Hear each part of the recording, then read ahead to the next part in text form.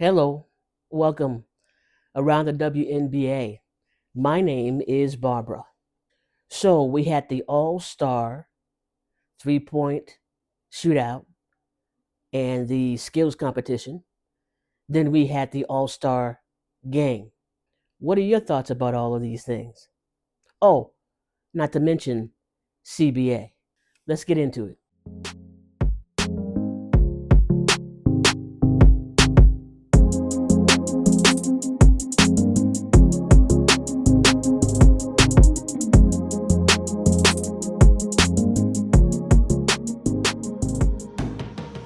First, let me say that with the All Star, 3-point shootout and also the um, skills challenge, that was fun to see.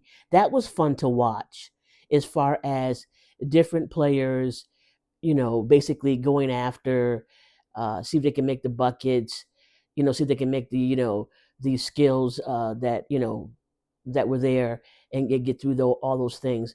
I mean, it was actually pretty cool to watch all of them. And so leading up to this, we had all this hoopla about the All Star, weekend and what was going to happen. And I'm sure people in Indiana had a fun time. I'm sure they did. I'm sure there were different activities that we didn't see on TV that they had, that they were involved in, the fans and the athletes together. That was probably great for Indiana as far as revenue and what have you. And I'm sure that the players coming together, okay, coming together, different teams coming together, some of them having not spoken to other teammates or other teams on players on other teams at all, now are introduced and now they connect and now they're meeting each other, and that bodes, for possible, you know, exchange of teams in free agency down the road. So that was a good sort of carousing or gathering together where they can meet each other and maybe get to know each other a little bit. And it gives a human side to what they do, interacting with each other outside of the court, outside of the basketball court, and just engaging with each other in a different atmosphere. That must have been a great thing for a lot of the rookies, as well as teammates on certain teams who have not interacted with other teams other than being on the court. So that was probably good.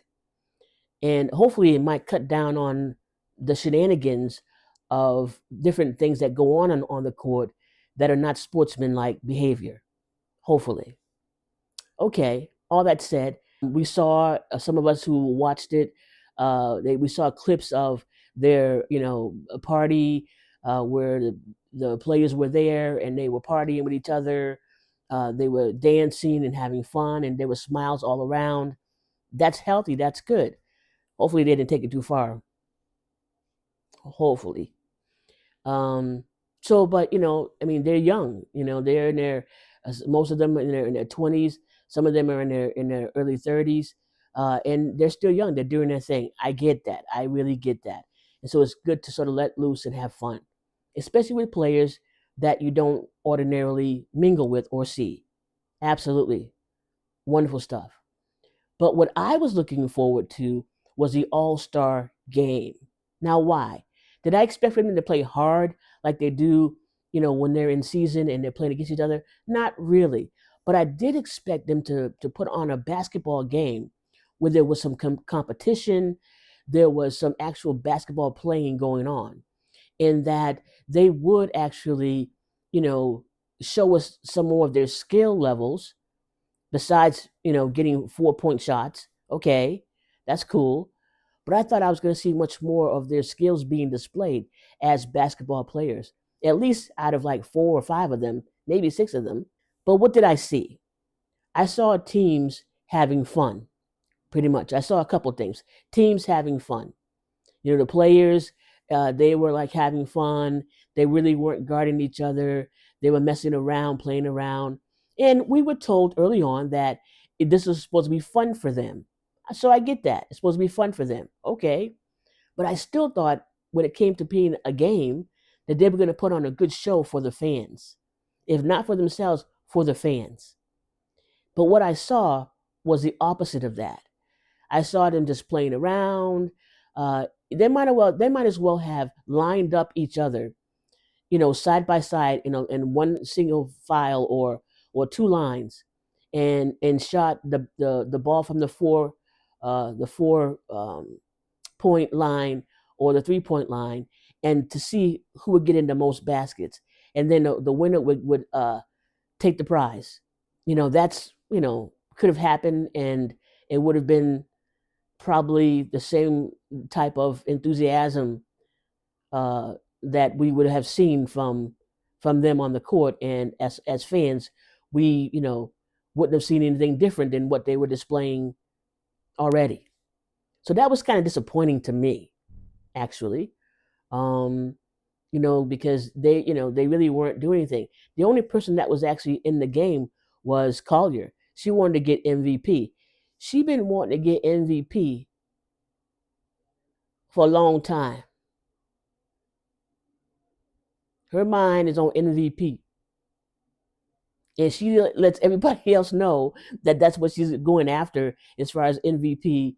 In terms of the WNBA, but also in terms, I guess, of the game that they had in the All Stars, and she got it. I mean, she got it. Um, so Collier is definitely, she goes after what she wants, and will try to get what she can get. Um, you know, that's how she seems to me. So she did it. She got the MVP that she wanted to get in the All Star. And I think her, people that were on her team, her colleagues, her regular colleagues and links, and as well as other people that were on her team, were rooting for her to get the MVP. They probably were saying, just give her the MVP. Let's just get out of the way, give her the ball, let her shoot the ball.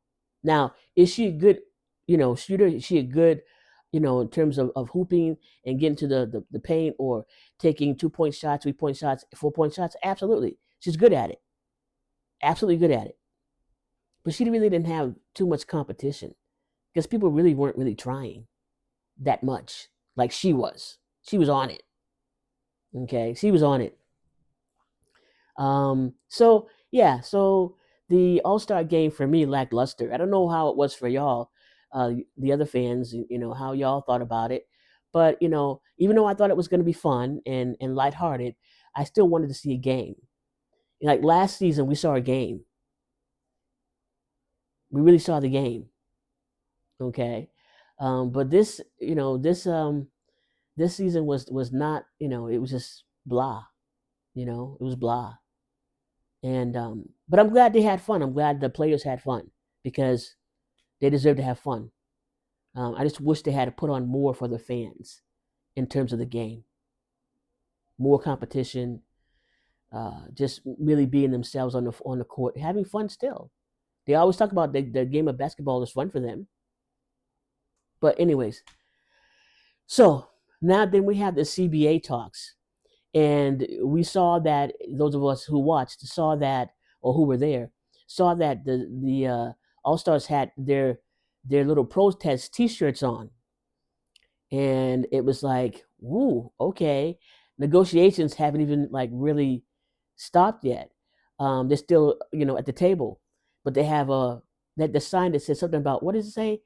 Pay us what you owe us, something like that. Okay. Now, the WNBA is always talking about they're at a deficit, that people, that the organization is losing money. They haven't uh, gained any money, or what have you. They're actually losing money at the end of it all.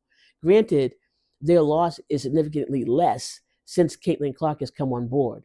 Their revenue has exponentially increased since Caitlin Clark has come aboard. Okay. And so, but they're still saying they don't have money. They don't have, they have a deficit. Okay, I don't know the numbers. I don't know who looks at the numbers. I'm sure that they're okay with the IRS, or what have you. Um, but the players want, I believe, they want the revenue that comes from selling their name, or selling their materials, or selling their jerseys, selling the different things that are sold. They want a higher percentage of that. Okay, is that too much to ask? I don't know. I don't think so because it's their name. It's their, body that goes out there to, play the game, and it's their name on those cups, on those pens, on those jerseys, on those all those things that, that have accessories or what have you that are a part of the team, you know. So do they deserve to have more money from that? Absolutely. Should it be 50-50? Why not? Again, I'm not a businesswoman in terms of knowing all the ins and outs of what the WNBA go through and all their monies. I have no idea. All I do know is that if you're a player and you're on a team and they're selling your jerseys and your jerseys get sold out, anything attached to your name gets sold out. Um, hey, why don't you get a higher revenue from all those things that got sold? And if you're Caitlin Clark and you've increased revenue at a major rate since you've been on a team in the WNBA, if all your jerseys and hats are sold out because of you making appearances or just showing up, if they've accumulated so much more because you're in there, then you deserve some more money. I'm sorry, but that's just the way I think it is. Because you're the one who's actually increased the revenue. So Caitlin Clark, hey, you deserve more money. Yes, you're already making money with your different endorsements and things like that. Okay, that's good. You get paid a salary from the WNBA. Okay, that's good. But you're also, your jersey, everything's connected to your name is getting sold out. Stadiums, arenas are getting sold out. So why not, how come you're not getting much more in terms of revenue from the WNBA? Because you're one of the key people, have raised the roof on their finances. Okay. Now, some people who are mad at CC, who are mad at Caitlin Clark because she generates all of this income, those same players have been on the WNBA or in the WNBA for 4 years, 6 years, 10 years, or more than that. And they've seen the WNBA come from one place to another place, right? However, they also seen that there wasn't really too many players or at times where money was being generated and jerseys were being sold, revenue was being increased as it has been since Caitlin Clark has come aboard. That's just facts, pure facts. And so I don't know why some of the haters are hemming and hollering about Caitlin when basically she's the one that's increased revenue. It hasn't been you. It hasn't been, you being other players. Because if it was, then that would have happened the year before she came, the years before she came, and it never did. It really never did. So does she deserve more? Absolutely, absolutely. Um, do players that are, any player that's selling more jerseys that are actually, increasing revenue for the WNBA, they deserve more money. Absolutely, that's what I think. That's what I think. Because they are the person that people are connecting with. That's why people are showing up at the arenas. People are showing up to buy their jerseys because of them. Okay. Now, you don't have to like anybody. You don't have to like Caitlin Clark. You don't have to like other people who are generating revenue. But the fans do. The fans want them. So I hope their CBA negotiations work out for the players in the WNBA. I hope that they get their facts straight and they understand about how business is played in the WNBA because it is a game in itself. There are people like the commissioner who makes money when she gets other teams to come on board and to buy into, to buy in. She makes a commission off that. She gets money. Okay, her pocket is already pat. She already is getting hers because she works for the buyers. She doesn't work for the players. Okay, so her perspective is from a different viewpoint. I just think that when it concerns the refs and what they're doing in terms of the referees, Yeah, referees can make mistakes. They can, do things that are weird or whatever. I get that, but when they go back and they watch replays about the calls that weren't made and the calls that were made, and they know that specific referees are doing specific things that are against the rules of their job or what have you, then they should be gone. They should be let go. You do it once, okay, shame on you. I'll find you, shame on you, blah, blah, blah. Second time, no way.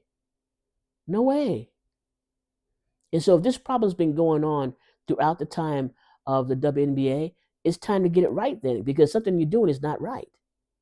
If these things are still happening with the referees, and those referees that have been there for years are still there that are doing this kind of behavior. I got a feeling, and this is just my thought, I got a feeling that there are a lot of changes. There are a lot of times of transition and adjustment that is happening within the WNBA. Not just on the Indiana Fever. They're having their own internal changes with Caitlin, being injured, and how that throws off the team, how that throws her off. She's not used to being injured.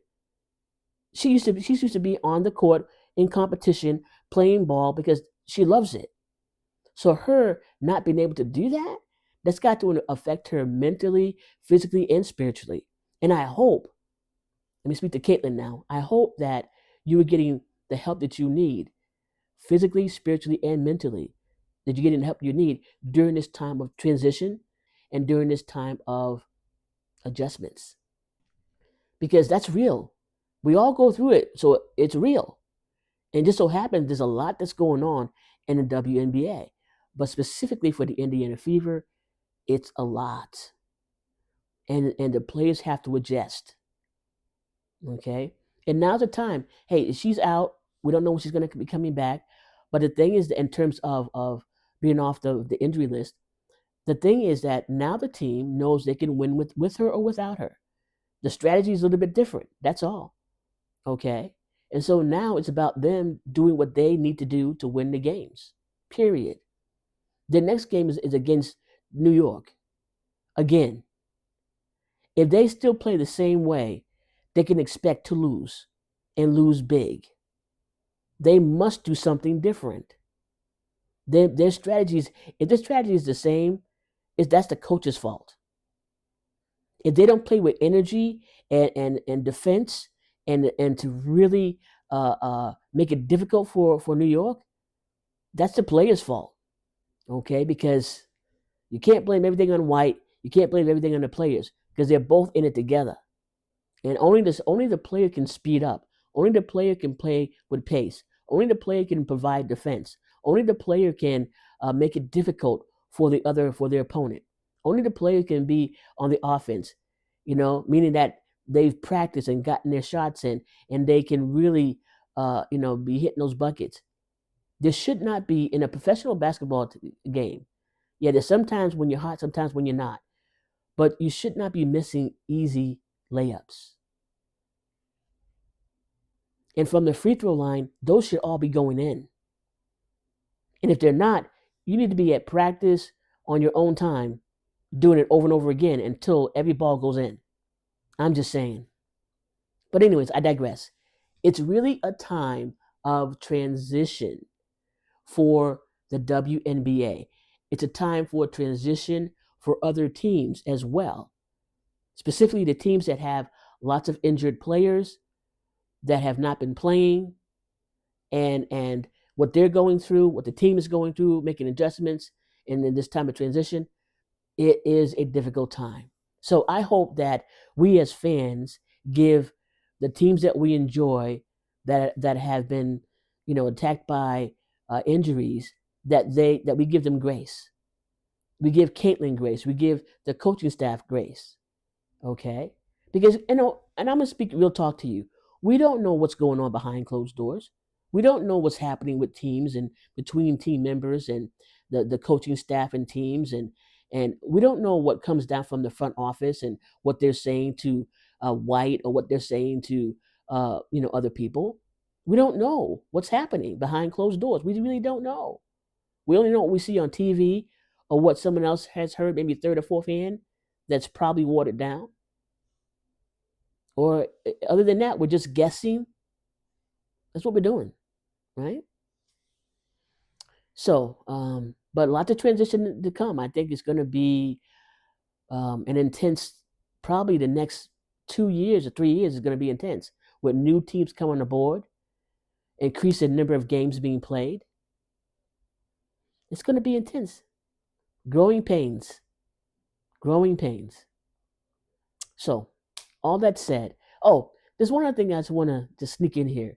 I noticed Dewana Bonner, since she's been on the Phoenix Mercury with her partner, that basically she's been doing great. She's been doing great, showing up, showing out, bucket after bucket, you know? And it just kind of like makes you wonder, like, well, why didn't that happen from the get go?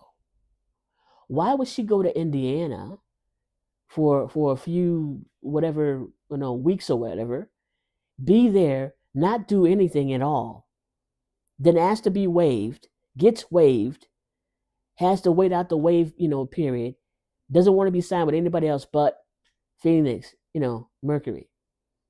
Is that the game they had to play? Was that like a two step, like a little dance they had to play? Because it seemed like it was all set up. It's like it all was set up. And why did they have to set it up? If it was set up, why did they have to go through that rigmarole and that two-step dance sort of thing to make it happen? I don't know. But hey, if she's doing well and Phoenix with the Phoenix Mercury, playing like she usually plays, getting buckets and scoring and doing her job of producing, that's wonderful. That's brilliant. Because I want all the players to produce and to function the way that they truly can function at the optimum level of play. Because that's what I want to see when I watch the games.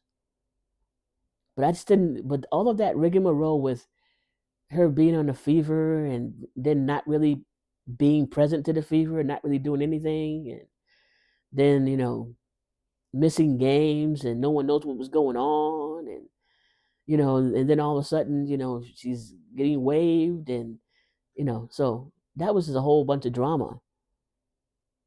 Maybe it had to be that way. I have no idea, but I find it interesting. So let's continue to not only look at the line, but look between the lines. And because between the lines tells us a lot about, and in between the lines, I mean, listen to what people are saying, but also what they're not saying. Look at what people are saying, but also watch what they're doing, right? Then you might get some answers. We'll see. So let me know in the comments what you're thinking about in terms of the All Star game. How was it for you to watch? Okay. And hey, if you haven't already, this is your time to subscribe to my channel. Love to have you here. Come on, join the community over here. My name is Barbara, around the WNBA. I've enjoyed your company today. Talk to you soon. Let's go, Fever. Peace. Blessings.